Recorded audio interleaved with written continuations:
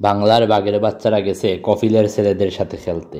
সেটা খুবই আনন্দের বিষয়। বাংলাদেশ ক্রিকেটে পরিবর্তনের ছোঁয়া লেগেছে। দলের পাশাপাশি এসেছে বোর্ডেও পরিবর্তন। আর সেই বোর্ডের যারা নির্বাচক হয়েছেন তারা একদিন গুম হতে উঠে দেখলেন ষান্ডার বাচ্চা ভাইরাল। তাই ভাবলেন কফিলের ছেলেদের সাথে খেলতে পাঠিয়ে দিই বাঘের বাচ্চাদেরকে। আর তাই তো বাঘের বাচ্চারা এখন আরব আমিরাতে অবস্থান করছেন। আর আজকে রাতকে 9টার সময় ঠান্ডার তেল দিয়ে কফিলের ছেলেদেরকে মালিশ করবে, নয়তোবা কফিলের ছেলেরা বাঘের বাচ্চাদেরকে ঠান্ডার তেলের আতিথেয়তা দিবে।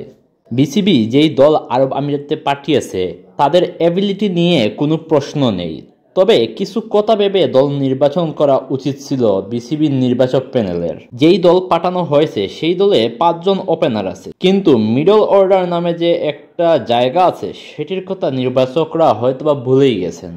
শুধুমাত্র আপনি তাওহিদ হৃদয়কে খুঁজে পাবেন দলে, এছাড়া আর কাউকে মিডল অর্ডার ব্যাটসম্যান হিসেবে খুঁজেই পাবেন না। অথচ বাংলাদেশ ক্রিকেটে মিডল অর্ডার ব্যাটসম্যানরাই সব কিছু বলতে গেলে। যাই হোক, আমি স্কোয়াডটা বলি।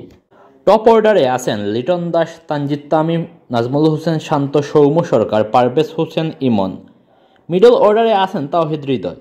লোয়ার মিডল অর্ডারে আছেন জাকের আলী, শামীম হোসেন, মাহেদী হাসান, রিশাদ হোসেন। আর লোয়ার অর্ডারে আছেন মুস্তাফিজুর রহমান, হাসান মাহমুদ, নাহিদ রানা, শরীফুল ইসলাম, তানজিম সাকিব ও তানবীর ইসলাম। সব কিছু পরে হিসাব দাঁড়াচ্ছে দলের উপর আছে, নিচও আছে, কিন্তু মাঝখানটা নাই। আমাদের বাংলাদেশের ব্যাটারদের যা অবস্থা তা তো সবারই জানা আছে, কিন্তু যদি বোলাররা ফ্লপ মারে তবে কফিলের ছেলেরা কিন্তু আমাদেরকে ছেড়ে কথা বলবে না। আমি এই ভিডিওতে কোনো পরিসংখ্যান আলোচনা করছি না, তবে শুধু মনের ভাব প্রকাশ করতে গিয়েই মনে হলো এই দল নিয়ে খেলতে গিয়ে যদি কফিলের ছেলেরা অঘটন ঘটায় তবে দায়ী হবেটাকে? কারা হবে, নির্বাচকরা নাকি দর্শকরা?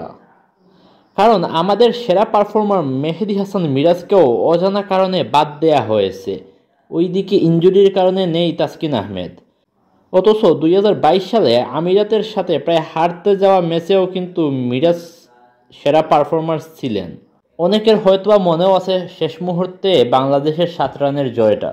যাই হোক, বিপদে আগেরকার সময় আমাদের পরম মিত্র ছিল জিম্বাবুয়ে, কিন্তু গিরগিটির নে জিম্বাবুয়েও রং পাল্টাইছে এখন। এইবার নতুন পরম মিত্রের খুঁজে আমরা মরুর বাড়িতে আছি।